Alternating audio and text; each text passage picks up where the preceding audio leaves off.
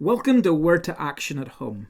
Word to Action is a Bible course we usually run at Willowfield. The aim of this course is to go deeper into God's Word, wrestling with how to apply biblical teaching in a practical, everyday way.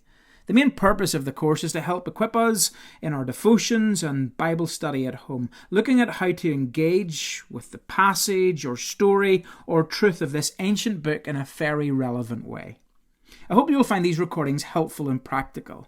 I hope it will whet your appetite and encourage you to read and study and wrestle with this wonderful book. But most of all, I hope it will encourage you to see that you can do what I do, that you can take a passage and with some patience, with some hard work and with some practical tools, you can bring the Bible to life in a spirit-filled, life-giving, transformative way.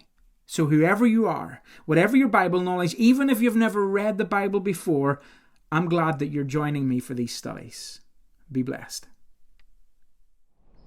Hey everyone, you're so welcome to this week's episode of Word to Action at Home. Hope you're keeping really well. I'm so glad you're joining with me. This week we're going to be in chapter 5. Now in a moment I'm going to show you how I work through that with a highlighting, colouring scheme. It's a better way just to kind of study through the chapter together. Now I'm not going to look at every single verse. I'm not going to look at every twist and turn in each of the chapters. If you're interested to listen to the full study or the full preach on Esther, you can go back to our online services. You go to willowfieldchurch.online and there you can listen to the morning service and you can find Esther chapter 5 there.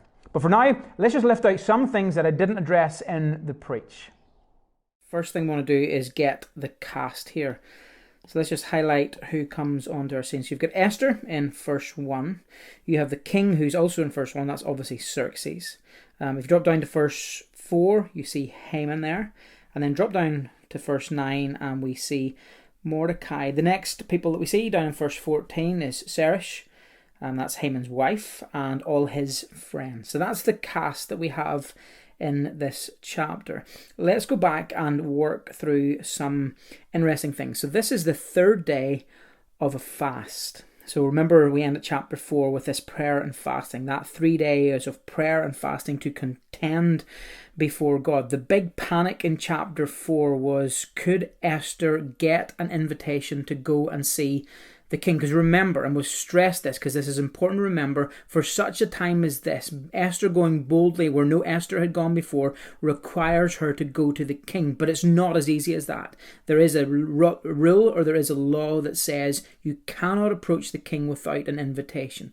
Chapter 5 begins after the fasting, after the praying, after the contending, and we notice that Esther has put on her royal robes. Now, I want to stop there in a moment, highlight that, but I also want to look at verse 2. See how Esther is described there? She's no longer just called Esther, she is Queen Esther. Look again at verse 3, Queen Esther, and then drop down to verse 12, she's also called Queen Esther. And that's important. How we see Esther in this chapter and beyond in chapter 5 is important because our author is focusing us in not just simply as Esther, not just as Esther who won a beauty pageant or who is the king's favourite wife, but from here on in, Esther will be referred to Queen Esther. She is welcomed by the king. So that's the first hurdle. That's that first impossibility over. She's able to approach the king. And then the king asks her, Queen Esther, what is your request? And this is a strange part here because the request is for a banquet. She wants to invite King Xerxes and Haman along to this banquet. Now, question mark that. What on earth is that all about? Why on earth would you want to invite the mastermind behind this evil decree to come to your banquet? At the banquet, the king says to Esther again, for the second time, what is your request? So let's just be clear there. In verse 3, the first time the king asks is, what is your request? The second time is in verse 6, what is your request here? And again, the request is for a banquet. Okay, that request for a banquet has been made twice. The first banquet they are at, the second banquet would be the following day. And I guess the frustrating part of this is just these delays that we find here.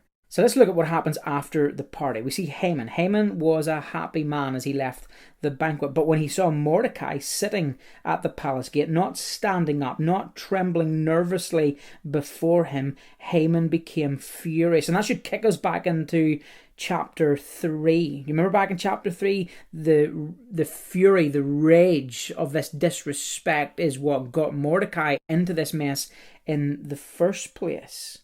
Haman goes home. Haman gathered together his friends and his wife, and he boasted in verse 11. He brags in verse 11. He says in verse 12, Queen Esther invited only me.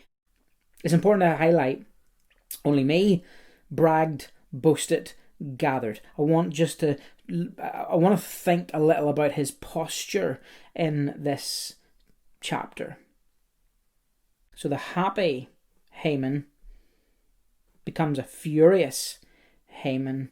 But then in verse 13 he says, but this invitation that the queen makes of only me is worth nothing as long as I see Mordecai the Jew just sitting there at the palace gate. And Haman's wife, Zeresh, and all his friends suggest that set up a sharpened pole.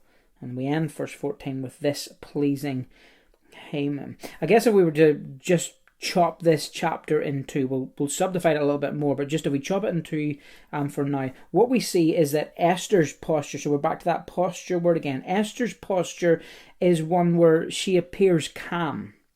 She also appears to be in control.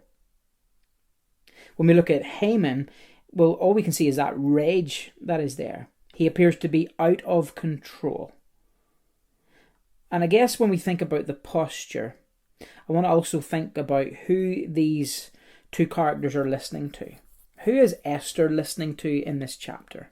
After the fast, well, that obviously points back to the prayer and fast. She is listening to God. And look at who Haman is listening to. He's listening to his wife down there in verse 14. Now, we might not be clear as to what Esther is doing in this chapter at this point. All it seems is that there's delay after delay, that there's two opportunities that are missed in this chapter, but it's obvious that Esther knows what she's doing. She is listening to God, she is obeying God. And that's important as we come into chapter 5 and beyond here. Who is influencing Esther and who is influencing Haman? Who is at the heart of Esther's story and who is at the heart of Haman's story? Okay, so now that we've worked through that and studied through that, it's helpful now just to chop it up into some bite-sized sections. The way I've done it is 3 sections. Chapter 5, verses 1 to 3, it's an invitation to come close. 4 to 8 is an invitation to feast. And then finally, 9 to 14 is an invitation to get even. I want to lift out just for a moment that thought about an invitation to come close. Getting close to the king. That was the big impossibility in chapter 4. That was the huge barrier that we faced. And here already in these opening 3 verses of chapter 5, Esther gets the invitation. But here's the thing, you can't simply kick the door down, go into the king and demand what you want. You had to wait for that invitation. Without that invitation, remember there's a massive risk here, without that invitation you cannot approach the king. In fact, to do otherwise, to kick that door down, go boldly where no Esther has gone before, what actually happens is you lost your life. Didn't matter if you were Esther, didn't matter if you were Queen Esther, and didn't matter if you were the king's favourite wife. That was the law. So here we are, initially in these opening verses, everything seems to be going swimmingly. Esther has been given the green light. She gets to come close to the king. The next thing that we come to is this section about feasting. So chapter 4 we've moved from a fast to chapter 5. It's all about feasting here. And we see that there's 2 royal banquets that are planned. 2 elaborate royal banquets that's planned in these next couple of chapters. And in chapter 5, here's the interesting thing. Esther gets 2 opportunities to come with her request. We see that in verse 3 and we also see it in verse 6. And here's the thing that might be going through your mind at this point. Why all the delays? Like, think about that. You've got 2 opportunities to go to the king to ask him to reverse that evil decree that Haman signed in chapter 3. On both occasions, Esther seems to be delaying. In fact, what happened to chapter 4, verses 14 or 16, for such a time as this? Where is Esther at such a time as this? What about the if I perish, I must perish? Like, can you see why chapter 5 is a massive anticlimax, or so it would appear? After chapter 4, after that pivotal moment where Esther realizes her calling, she realizes her destiny, we were expecting something more than just banquets. We were expecting boldness in this chapter. I was looking forward to chapter 5. I was looking forward to learn from Esther, watch her leadership, watch her negotiation skills as she goes and gets her way with the king. But none of that happens. Chapter 5 simply seems like delays and wasted opportunities. One thing is certain, as we jump into chapter 5, everything's slowed away down. Like, did you notice that? It's delays, it's waiting, it seems to be stalling from chapter 5 on. And we haven't been used to that so far. Like, if you think back to chapters 1 to 4, chapters 1 to 4 moved so quickly, like lots of stuff happened. It was like a roller coaster. It was kind of hard to keep up with what was going on, from 6-month elaborate banquets to Vashti getting fired, to a gender being silenced, to that beauty pageant, to that evil decree in chapter 3. Like, it was dark and twisted along the way, but at least stuff happened in those chapters. All of a sudden we come to chapter 5, and it's almost as if whoever was writing the script in the opening 4 chapters has taken a break, and some other person comes in and they just load that story away down. But here's the thing, it's intentional. Like, we need to think back about those 4 chapters. Those first 4 chapters actually cover 9 years. Okay? And then those next 6 chapters, they cover 2 days. So you jump from a story that swept through 9 years to a story that just focuses on 2 days. And there's something intentional about that. There's this shift in chapter 4 where things clearly slow down, and that's intentional from the author here. Because in slowing down, we get to see who is actually in control, and we get to slow the pace down and see what is actually happening here. I want to go back to this slide that we've been using over and over each week. This theme of power versus the weak, of this kingdom of Persia versus the kingdom of God, and who actually seems to be the loudest voice in this. Like, it would appear whenever you come to this chapter that the loudest voice is the kingdom of Persia. The loudest voice is Haman. The loudest voice is Xerxes in this. And we kind of look at the voice of Esther and think, well, you're just missing the opportunity. You're not using your voice. You're delaying. You're stalling. And that's intentional in here. It is this battle between the powerful and the seemingly weak, the significant and the seemingly insignificant. Like, if we're confused as to what Esther is doing in chapter 5 here, well, think about what Haman's thinking in this chapter, because we clearly get to see what he's thinking. He is fuming. He is raging at Esther, or at Mordecai in this passage. It seems that Haman has all the control. It seems that all the play lies with him. He is that formidable, unstoppable force here. But here's the thing I want to think about that kingdom of the powerful, or that kingdom of the earth, or that kingdom of Persia. I want to think of it in terms of Proverbs 16:18. Such a famous proverb. Pride goes before destruction, and a haughty spirit before a fall. Think of what Haman is doing. Like, we're not sure what Esther is up to in this passage, but look what Haman is up to in this chapter. Look at verse 11. Haman boasted to them, that's his family, his wife, his friends. He boasted to them about his vast wealth, his many sons, and all the ways the king had honored him, and how he was elevated above all the other nobles and officials. Then look at verse 14. He says, well, his wife suggests, set up a sharpened pole that stands 75 feet tall.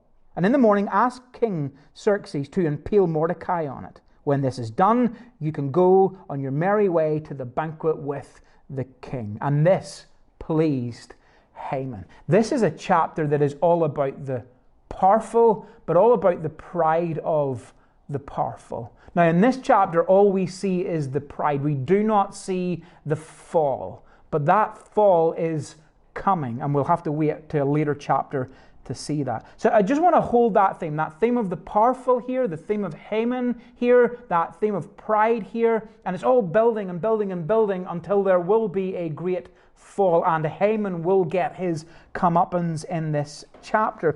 Another observation I want to lift out here is, didn't lift this out in the preach, but I want to lift it out here now. I want to think about King Xerxes' mood. Like, is he in a good mood, or is he in a mood that he will literally change his mind here? So think to what he says. Why doesn't Esther simply make her request? You remember what the king says in this chapter? What is your request? I will give it to you even if it's up to half the kingdom. Like, that seems like an offer that is too good to refuse. Like, you don't want to miss that opportunity, Esther. Why on 2 occasions did she not come in and deal her hand and say, I need you, Xerxes, to reverse this evil decree? Well, I think Esther knows something about the king in this chapter, and the reason she doesn't do that will become clearer in chapter 7 and 8. But for now, why didn't she do that? Well, you need to think back of who this king is. Who is Xerxes? Like, you need to think that the Xerxes in chapter 5 is the exact same Xerxes that is there in chapter 1. And remember, in chapter 1, he made that foolish, stupid, drunken, sexist, dangerous decree that silenced an entire gender. Females lost their voice. They became suppressed in this Persian kingdom. So do you think that this Xerxes is a charitable person? Do you think he's going to give away half of his estate to a woman? I don't think so. And I think Esther knows that. She has another plan in store here. And again, that won't become clear until chapter 7 and chapter 8. So she's obviously up to something else here. The other observation I want to make is this reference to Queen Esther. And I wonder, did you notice that? Before, Esther was always called Esther, apart from the time when she becomes queen in chapter 2. But from chapter 5 on, she's always referred to as Queen Esther. And there's something important about it. Look at chapter 5, verse 1. Esther put on her royal robes. Now, in the original language, it basically says that Esther put on her royalty. And I guess whenever we preach this, it's easy to say, well, Esther is simply dressing to impress. She is dressing to get noticed here. But it's more than that. She is dressing appropriately in this chapter. She is dressing for the office of a queen. She is dressing for the office of a queen, a role and an office that she was born to step into. And I know that's a subtle little detail here, but it's a very important little detail in this passage. Esther is dressed as the leader. She is dressed as the person who identifies with her people, who will champion her people, who will contend for her people, who will rescue her people in this passage. There's huge positives in chapter 5. There's a few moments where we're not sure exactly what is going on, but one thing is clear. When we come to the end of this, there is a tension in this passage. And here is the tension. Love this from Deborah Reed. The dramatic tension is increased because while Esther takes time out to prepare another banquet, Haman plans to kill Mordecai, and both are scheduled for the following day. Both Haman and Esther need to secure an audience with the king, but for now the momentum lies with Haman. As far as we can tell, Esther is unaware of the imminent danger facing Mordecai. While the reader senses the urgency, Esther is biding her time. Esther has the power and inclination Haman has the power and inclination to act in evil ways, but he has no power over the unpredictable occurrences of coincidence that we'll see in chapter 6, nor the inclination to presume that Esther's power actually surpasses his own, as we will see in chapter 7.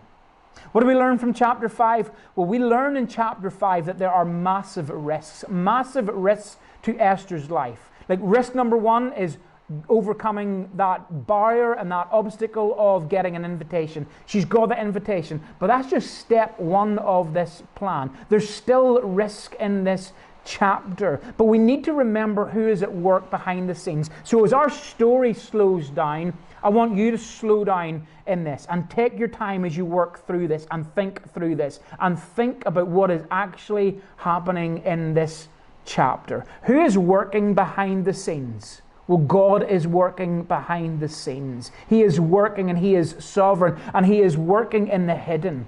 And I want us to think even about the silent, hidden moments of those 3 days of prayer and fasting. I believe with all my heart there was something significant birthed in those moments that we don't get to see. So who is Esther following? Who is Esther listening to? Well, it is clear that she is following and she is listening to and she is obeying God. We don't always understand what she's up to, but we just need to be obedient and we need to follow God.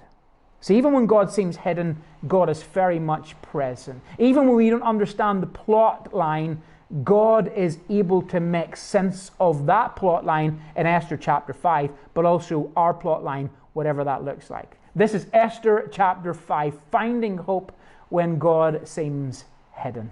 I encourage you to keep digging deeper into this brilliant book. I look forward to joining with you next week. Thanks so much for your time tonight. Bless you.